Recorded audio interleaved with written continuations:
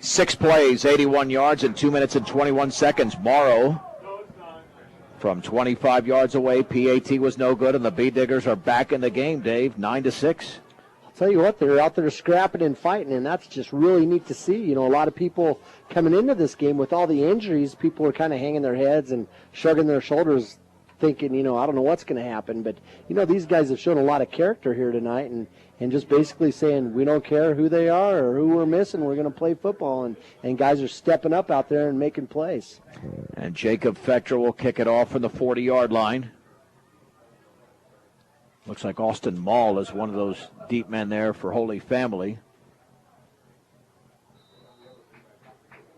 And Fector boots that football high and very short, almost a pooch kick, fielded at the 18-yard line, running across the 25 to the 30 for Holy Family is Nick Welder before he's brought down over there by Ethan Brost, the sophomore at 5'10", 170, and that's where Holy Family takes over at their own 30-yard line with 7:26 to go in the second quarter, and the Bee Diggers only trailing 9-6. We've got a nice football game going on at this point. Now let's see, the Bee Diggers can make some defensive plays, get the ball back, and perhaps even take the lead. Going into the break, Baxton and I, the quarterback Joe Summers, play action, rolling to his right. Here comes Weiser, setting up, throwing on the run. The pass is complete over the middle, breaking a tackle across the 40 to the 44, and a gain of 14 before Derek Lynch makes the tackle. Andrew Melcher makes the catch. Nice, well-run play by the Tigers. Yeah, he just ran upfield about 10 yards and turned around, and the ball was right there. And he caught it, gave up a couple of yards as he turned around, and then turned it upfield for a few more. But Brush just didn't have any pressure on the quarterback that time. 1st and 10 for Holy Family at their own 44. 2 receivers to the left, the back split. And there's the give to Gary running left, and he's down after a gain of 1. Dylan French grabbed him around the knees and then the ankles and brought Gary down to the ground. And that's what the Bee Diggers need on defense. That was the mirror opposite play that went for 94 yards just a few plays ago, and French did a good job of making a low tackle. But he's coming out of the game right now. It'll be 2nd down and 9 for Holy Family. They're at their own 45-yard line. Let's see, the Bee Diggers can come up with 2 more excellent defensive plays. The Baxton and I. Ball is in motion to the right. Now resets. There was movement, no flag. There's a flag. Throwing on the run underneath. That pass is incomplete off the hands of Duncan Yost, but it appeared that was thrown before the play even took place, so it should be a dead ball and 2nd down at around 14. Let's see if that's what the official's going to call. I'm telling you, after the quarterback Summers threw the football, I really like to see Kyle Muir run in there and finish his rush and put Summers on his back, because that's going to make him hurry up and throw the football a little bit more. Well, even better, Dave, it's illegal motion, and so that occurred during the play. I'm sure the Bee Diggers will decline this and make this a 3rd and 9 instead of a 2nd and 14. And it is declined, so it'll be 3rd and 9 from the 45. This is a big down for both teams. Holy Family can lose the momentum completely on this play. Well, they're hustling up to the line of scrimmage right now, and it'll be interesting if they decide to throw it or stick with that running game that's kind of been picking us apart. 3rd and 9 from the 45. Summers is back to throw. Pressure coming backside. Looks like there's a hold. He's going to take off with the football across the 50, running to his left, trying to get a block, and he's at the 46-yard line. Then he fumbles the football, and it looks like the Bee Diggers have got it. Looks like the Bee Diggers have got it, and they do. At around the 47, 48-yard line as Shea Hansen comes up with a football, and the Bee Diggers now have forced Holy Family's first turnover with 6:08 to go. You know, Holy Family had one of their kids turn around, and he was getting ready to make a huge block, possibly springing Summers open to run down the field. But Brush had plenty of defenders that were still hustling out there, still running up there. Shea Hansen's one of them. They go up there, they make the big play. 1st and 10 for the Bee Diggers at the 48-yard line with 6:08 to go in the second. I mean, Dave, who saw this coming after the Bee Diggers got down 9-0? You knew they weren't going to quit. But now, all of a sudden, they're in a position to take the lead. With just over 6 minutes to go, 1st and 10. We're in the second quarter. In motion to the left is Melendez. Garcia, the quarterback, is going to pitch it at the last second to Tanner Morrow running right. He's inside the 50, down at the 49. Before Austin Mall makes the first hit, it's a gain of 3. 2nd down and 7. So far, those pitches from Garcia to Morrow, they're end over end, and they're just perfect. They're perfect pitches right out in front of Morrow. He's not having to reach one way or the other way to get it. And then Morrow's doing a good job of turning it upfield and running it. That time, the option was to the short side of the field, so he just didn't have a lot of room to turn it into anything. He had to get to the sideline and then turn it up, and by then he was out of space. It'll be 2nd down and 7 for the Beet Diggers at the 49-yard line of Holy Family, trailing 9-6, 5:23 to go in the second. Garcia will send Melendez in motion to the left. The backs are split. And this handoff to Weiser running right. He bowls his way inside the 45 to around the 43-yard line, right at the stick. Very close to a first down. He might be just a little bit short. It's a pickup of 6 before a couple of Holy Family defenders make the tackle. That was that play that made Greg Geno such a huge success here in Brush, where they fake the pitch and then hand the ball off. It's a fake 58-50. And ended up what happened was Weiser ran the football. He got down there about 7 yards, and then the Holy Family defender almost ripped the football right out of his hands, and I thought we were going to have another fumble on our case there. Well, that's what he tried to do. That was part of the tackle. Was wrapping one arm around that football, but Weiser was too strong and secured that football with both arms and both hands and all 10 fingers. And now they stretch out the sticks with 5:02 to go in the opening half of the Beet Diggers, trailing 9-6. Looks like it's going to be just short. That's probably even better at this point. You know what I'm really liking? How Brush, even though they're running over here to the short side of the field, it's kind of like what Fort Morgan did to us last week, where we got the ball over here. We're running to the short side of the field, which is right in front of our home stands and our home bench, and it's like the Holy Family coaches and players over there. They can't see what's going on. For great family entertainment, check out Fire Lanes at 220 Cambridge and Brush. Walk in or reserve your time at Fire Lanes today.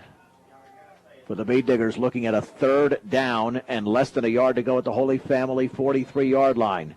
Inside of 5 minutes to go in the opening half.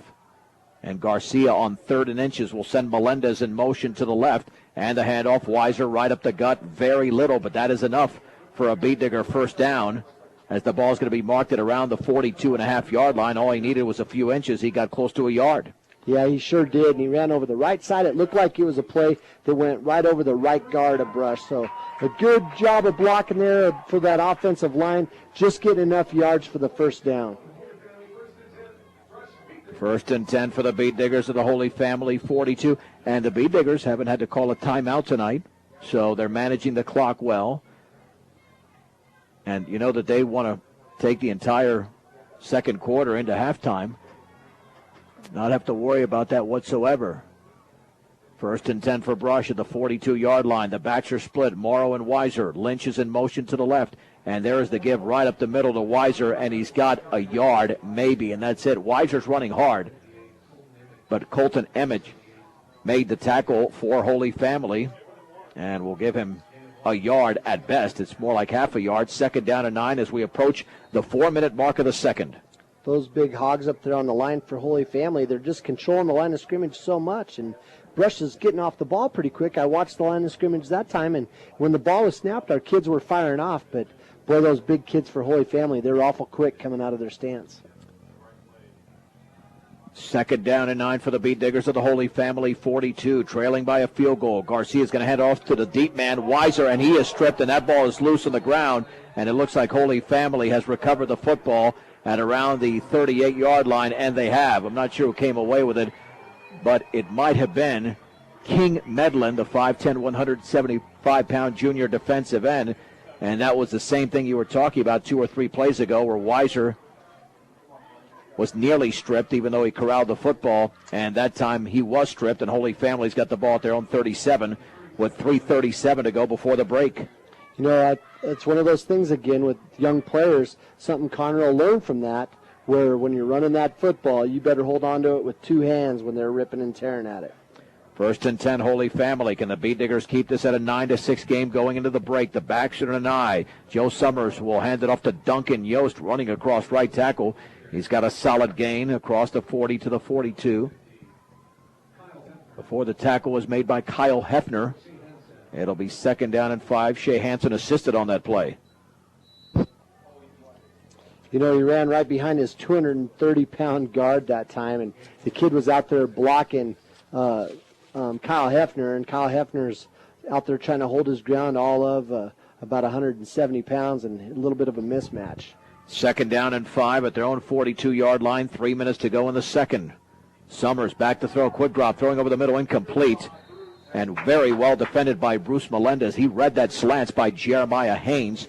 And that was almost like Melendez was in the Holy Family playbook because he knew exactly what was going to be thrown. He was right there. His body was touching him when he jumped up in the air. So it was just, like you said, a real good play. But again, you know, there wasn't a lot of defensive line pressure on the quarterback before he threw the football.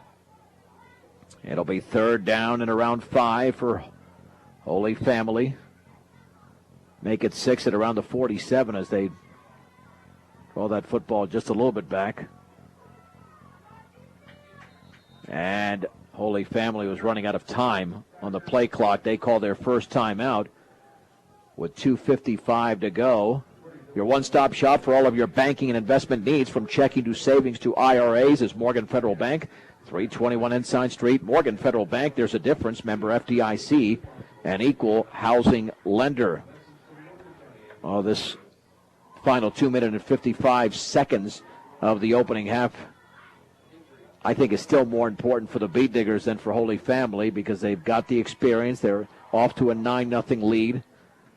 And the Beet Diggers basically playing banged up tonight, and some not even playing at all. Have got to stay in this game as long as possible and perhaps pull off the victory. You know, I just love to see that, just because time and time again around Brush you hear people saying we're playing Holy Family or we're playing Faith Christian, and everybody kind of rolls their eyes like there's no way we can win. So I'd love to see these young guys go out there and get the big win and prove us all wrong. 3rd down and 6 to go from the 42. Summers rolling to his right. He's got time. Stops, sets, throws on the run towards the sideline. Complete at the 42 of Brush. It's a 1st down and a gain of 15. It looked like the catch was Jeremiah Haynes as Kyle Hefner made the tackle. It's a good play, boy. It was over there on the right side. Now the ball's over there on the hash mark closer to the Holy Family sideline, and he just ran down the sideline over there and got open. But again, it's because there's just not a lot of pressure from our defensive line on the quarterback, and that's a lot of that's because that offensive line of Holy Family is just huge. It'll be 1st and 10 for Holy Family at the Beet Digger 41-yard line. Back to throw. Summers coming with pressure. Wants to throw underneath. And they sack it. The ball is loose on the ground. And it's fallen on by Ethan Brost. That is, Beet Diggers have the football at the 42. There is a flag down. But more than likely, with that ball in the backfield or that flag in the backfield, it's going to be against Holy Family. Let's check the call now as the fumble was recovered by Kyle Hefner, And it is against Holy Family. You bet. You know, Holy Family tried to run a screen that time. It wasn't a screen to the right or the left. It was a middle screen. And none of the Diggers on that defensive line, I think they've been trying so hard to rush the quarterback, none of them really recognized it. And the quarterback dropped back like he was going to, right when he was going to throw the ball, and the ball slipped out of his hands, and Hefner jumped on it. So a good play again by that Beet Digger defense as they bent a little bit but didn't break and come up with a big turnover. Well, they were setting up for a screen day, but I didn't see anybody there, and I guess with all that pressure, neither did Summers, and Hefner fell on that football. 1st and 10 for the Beet Diggers. That was a huge loss on that play, by the way, because the football's at the Holy Family 41. Had Holy Family recovered that ball, we're talking about a loss of around 16 yards, but instead the Beet Diggers, now they call a timeout with 2.5 to go in the opening half. Holy Family 9, Brush 6 on 1010 KSIR and KSIR.com.